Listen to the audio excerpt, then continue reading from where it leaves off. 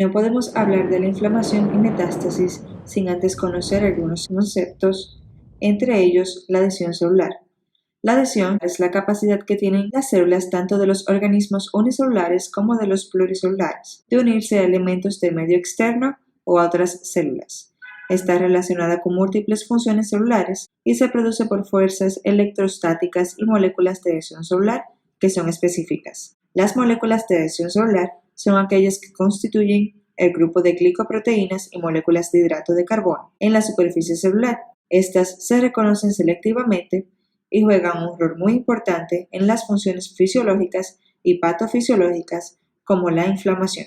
Entre estas se encuentran el desarrollo de la integridad de los órganos y tejidos, la migración y transporte de las células, la iniciación y propagación de las respuestas inmunológicas, la cicatrización de heridas y la metástasis de los diversos tumores. Ahora, las infecciones son la invasión y multiplicación de microorganismos en un órgano del cuerpo.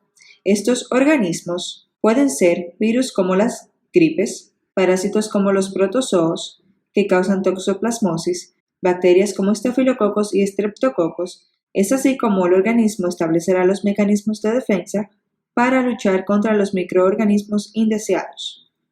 Uno de estos mecanismos es la inflamación, que es una de las reacciones primarias a la infección y se da gracias a las moléculas de adhesión celular, las cuales son las selectinas, las integrinas y las proteínas de la superfamilia de inmunoglobulinas. Estas proteínas son típicamente receptores transmembrana y están formados por tres dominios: el dominio intracelular, que interacciona con el citoesqueleto, el dominio transmembrana, que atraviesa la membrana, y el dominio extracelular, que interacciona con otras proteínas de adhesión celular del mismo tipo y con otras moléculas de adhesión celular. Existen más familias de las moléculas de adhesión celular, pero aquí solo trataremos las selectinas, las inmunoglobulinas y las integrinas. Las selectinas son una familia de moléculas de adhesión celular heterofílicas, monoméricas y dependientes de calcio que se unen a carbohidratos fusilados. Los tres miembros más representativos de las selectinas son la E-selectina, que es endotelial, la L-selectina, que es leucocitaria, y la P-selectina, que es plaquetaria. Las inmunoglobulinas pueden unirse a las integrinas o a otras inmunoglobulinas diferentes.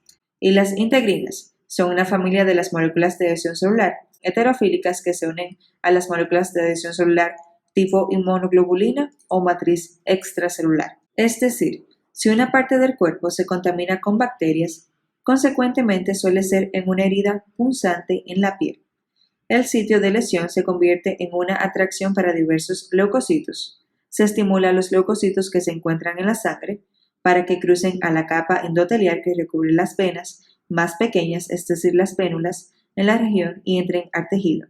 Los leucocitos se mueven hacia los microorganismos invasores como respuesta a las señales químicas y fagocitan a los microbios.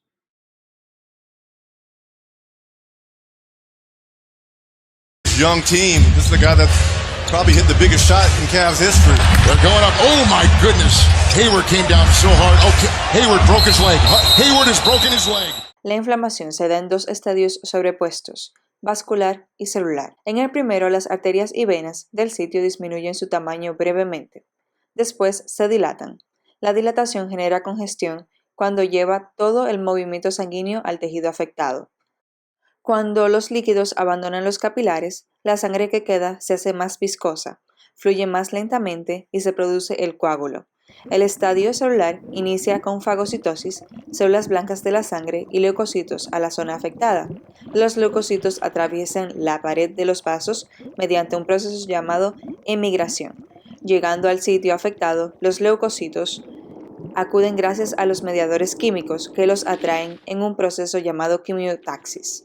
En este mismo estadio, bacterias y material exógeno es capturado en un proceso llamado fagocitosis. Ocurre la liberación de mediadores. La mayor parte de las moléculas son de estructura elemental que son liberadas o sintetizadas por el mastocito bajo la actuación de determinados estímulos. Los efectos de los mediadores. Una vez liberadas, estas moléculas producen alteraciones vasculares y efectos quimiotácticos que favorecen la llegada de moléculas y células inmunes al foco inflamatorio, y estas proceden en su mayor parte de la sangre, pero también de zonas circundantes al foco, a lo que le sigue la regulación del proceso inflamatorio. Como la mayor parte de las respuestas inmunes, el fenómeno inflamatorio también integra una serie de mecanismos inhibidores tendientes a finalizar o equilibrar el proceso. Y finaliza con la reparación. Esta es una fase constituida por fenómenos que van a determinar la reparación total o parcial de los tejidos dañados por el agente agresor o por la propia respuesta inflamatoria. La inflamación, a pesar de ser un mecanismo protector, tiene efectos colaterales, como la fiebre, aumento del volumen local por acumulación de líquidos, eritema, dolor y pérdida funcional.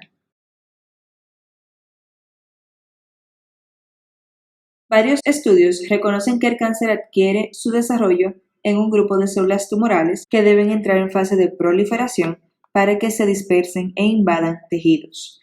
Las células cancerosas tienen la capacidad de restaurar vías completas de señalización metabólica con el aumento de la supervivencia, actividad migratoria y su capacidad invasiva, lo cual requiere de factores de crecimiento, moléculas de adhesión, las cuales juegan un rol importante en la angiogénesis y metástasis tumoral, y la interacción entre célula y matriz celular. Las células epiteliales normales, en comparación con las células cancerosas, muestran adhesividad celular. Por lo tanto, escapan del tumor primario para difundir y formar tumores secundarios en lugares anatómicamente distantes, con acción de proteínas que degradan la matriz extracelular. A este proceso se le denomina metástasis. Esto ocurre generalmente a través es el fenómeno de angiogénesis, cuyo objetivo final es el desarrollo de nuevos vasos sanguíneos que nutran al tejido tumoral, entendiéndose esta como un proceso de diseminación de células cancerosas desde un lugar de origen hasta un tejido que se encuentra distante.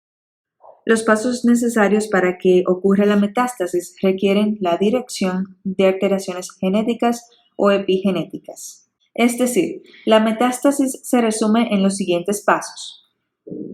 Primero, ocurre la invasión local de la membrana extracelular. Luego, la intravasación hacia la luz de los vasos sanguíneos. Procedemos a la supervivencia en el tejido sanguíneo. Luego está la llegada de células cancerosas a un órgano distante. Luego la extravasación hacia el parénquima del tejido y supervivencia en este microambiente. Y, para finalizar, el reinicio de la proliferación de células cancerosas. Cabe destacar que la metástasis es indispensable para determinar si un tumor es benigno o maligno, ya que estos dependen de si pueden invadir o metastatizar otras células. Por lo que se puede decir que los tumores benignos solo crecen localmente y los malignos son capaces de propagarse a través de invasión o metástasis. Cabe destacar que el término cáncer solo se aplica para los tumores malignos. En conclusión, pudimos determinar que el fenómeno metastásico involucra la participación de glicoproteínas y moléculas de adhesión celular para el transporte y la direccionalidad celular.